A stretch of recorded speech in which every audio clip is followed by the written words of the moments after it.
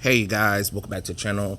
And it's Trey, and I want to talk about Supergirl and Wonder Woman because DC gonna do another topic where I have to be like, refuse to be stupid, DC. For God's sakes, are you kidding me? So, Dark Knights of Steel #2 came out, and guess who are together as a couple? Zalel, who is the sister of Superman, Clark Kent in The Dark Knights of Steel, is on the island of Themyscira, and guess who her girlfriend is? Oh yeah, that's right, ladies and gentlemen, Wonder Woman. I mean, are you guys freaking kidding me? Every damn month, y'all can't y'all can't get over without bringing a character that's predominantly not LGBT and put them in an LGBT relationship. Enough. No, seriously, enough. Y'all gotta stop. This is getting goddamn ridiculous. You gotta fucking refuse to be stupid to keep thinking that this shit is cool. It's not cool. It doesn't make any sense. Yeah, oh, it's alternate reality. No, it's not even about that. They've been trying to push Supergirl and Wonder Woman into LGBT stuff for years now. Ever since Greg Rucka said 2016, Wonder Woman is bisexual. You mean during the time where everybody was LGBT at that time? Especially when it was very popular to be a lesbian just for the hell of it? No. Wonder Woman was is a straight character, regardless of what the hell y'all want to damn say. The character's being linkly connected to men mostly, and guess who her primary love interest is? That's right, Steve Trevor. You're not going to convince anybody else, most people, that Wonder Woman is LGBT. Well, she lived on an island full of women. And guess what? When she saw a man, what the hell did she do? She got the first flight off that island and went to Strictly Dickly town, all right? So don't give me that nonsense. She was quite into men, because if she was into women, she would have got a woman when she got to man's world, and she didn't. She stayed with that man because she liked men. You know, why would she want women? Because she grew up around women. Just because you grow up with the same sex doesn't mean that you're gonna sit up there and fall in love with the same sex. Like, if I'm on an island full of goddamn men, that doesn't automatically mean that I'm gonna want to be with men. You know, especially when that's all I grew up around. Especially when I was a child too. You know, that's not going to be anything sexually attractive at all to me. But the first time I see a woman, of course, that's going to be interesting because I've never seen a woman before. That's the lore. That's the mystique of being cut off from man's world. That was the whole. That's the whole allure of it.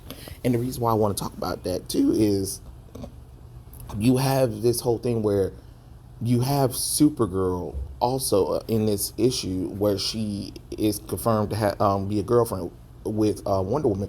Why? I mean, hello, you got to continue the bloodline. Like, it just doesn't make logical sense.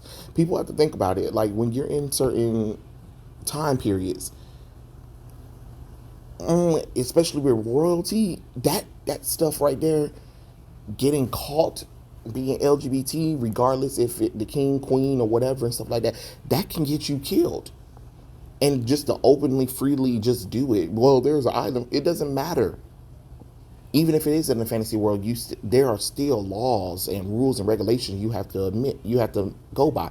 And then my thing is, why did you even have to do that when you had Midnighter and Apollo? You know what I'm saying? Question and Betty Kane that you could. I mean, Kate Kane that you could have brought in if you really wanted to show LGBT. That's what I'm saying. Y'all never want to think about prominent LGBT characters who are already LGBT from the get go. You always got to try to take characters who've been predominantly straight for almost 80 years until 2010s, and then want to try to fanfic them into these relationships just because it makes some people feel better about themselves, or because you think it's cool to get headlines. Because right now, headlines is what it's getting. Nobody cares about the book. And that's the thing that I'm talking about. When issue 1 dropped, it wasn't on NBC News, it wasn't on Entertainment, it wasn't on World News. But now it is, because that is the headlines. That's the only way y'all can get headlines and draw attention. And then there's going to be people on those news sets that be like, why is Wonder Woman LGBT, and then they're not going to understand it's an alternate universe at all. They're not going to understand it. They're going to see that, oh, you're making Wonder Woman and Supergirl LGBT when you had a show that fans were clamping about that wanted her to be LGBT and you didn't. But then you're gonna do it in this show, and then you think it was a good idea to sign Tom Taylor as? No, that's what I'm saying. Y'all gotta pick and choose y'all battles. You know, make this make sense. How the hell is it's okay in this alternate timeline, but then on the show she can't be, or whatever, and then in the main continuity she couldn't be neither, because it doesn't make logical sense. I get tired of them talking about they need representation and we need to have LGBT stories or whatever, and that's great and all. But if you're not going to get actual LGBT characters, then don't bother. Don't bother doing it, because this comes off as pandering. Because you had fans of Supergirl, the show, mad that Supercore didn't happen. I mean, you have an article of this woman complaining about them not being together. Well, you know, even though it wasn't explicitly stated and they didn't show any romantic feelings towards each other, whatever, still they should have made them LGBT because they were close friends, and they even did an episode that showed how they would be without each other in their lives and stuff like that. That means that there's something more going on between them. No, no, it doesn't. They're just best friends. That's it. Women are allowed to have close friends just like guys are allowed to have close friends. But this is stupid. This is dumb. Why the hell would you make Wonder Woman LGBT and Supergirl LGBT when there are plenty of other original LGBT characters? That's the problem with Harley Quinn and Poison Ivy. That's why that shit don't make no damn sense neither. Because they were friends and that was it. And then because Weirdo saw more into that, oh, they're lovers. How's that working out for them? Poison Ivy hasn't been Poison Ivy since 2011 when they rebooted her and made her with Harley Quinn for no damn reason. And what has she been? She's been a background character ever since. Name one prominent Poison Ivy story that she's done that didn't rely on Harley Quinn. I'm waiting. Oh yeah, that's right. You can't, because that's all it is. That's all it is. She has officially became Harley Quinn's girlfriend. Even the event that she was in recently with James Tynion, you had the gardener, and guess what? She was Poison Ivy's ex-girlfriend. That doesn't make logical sense. And then at the end, who she ended up being with? Harley Quinn. Because reasons. Y'all make that make sense. Y'all make that make sense. It just doesn't make logical goddamn sense. Why we still doing this time and time again? People always talking about, oh, we want people to be accepted, and you know, we want people to treat it like it's a normal thing or whatever. But when you keep throwing it in people's face, or every other month or week another character is coming out the closet, or you're doing an alternate take on that character and you're making them LGBT, no, and it doesn't make sense. You can't demand people accept and then change what they like to conform to what your needs are. That doesn't make no logical sense. That doesn't make no logical sense. Most of your readership is straight. Sorry you don't like it. Sorry you don't like it. That's how the world goes. Most people are straight. You can't get mad at that. But that doesn't mean you take these characters, these franchises that has predominantly straight characters in there and male characters, and then try to put more female and more LGBT in it by actually getting rid of the original characters or retconning the original characters' histories to match that. No, that's not how that's not how that works. That's not how you get acceptance. That's not how you get accepted. You don't get accepted by trying to replace or force the change. You do it in a natural way. And that's the thing. Y'all don't do it in a natural way. You gotta force it down somebody's throat until they get sick of it. And guess what?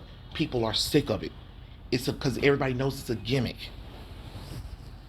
That's why they go on these news shows, and that's why these news shows talk about it, and that's why most of them don't agree with it, because they think it's stupid. And then there are going to be people on Twitter or whatever who don't even read these books, who don't even care about these characters, be like, oh, everybody's being bigot. Oh, we got another one, guys. We love to see it. No, that's stupid. That's dumb.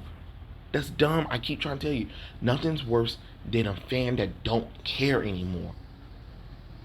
And the more you do this, the more push you do, the more fans reject this stuff. And they do. Y'all keep saying they don't. Yes, they do. People are leaving comics behind in droves. So who's going to be left? Who's going to be left? Like, to be honest, oh, sorry. Be honest, I hope when Warner Media, I hope when Warner Media merged with Discovery, and Discovery guys will talk about, look, when we get there, we care about the fans that actually buys this stuff. If the fans don't like it, we ain't for it, because this gotta stop. This gotta stop. This whole women empowerment, LGBT nonsense, diversity, inclusion, gots to go. It's gots to go. No, we're done. We're done.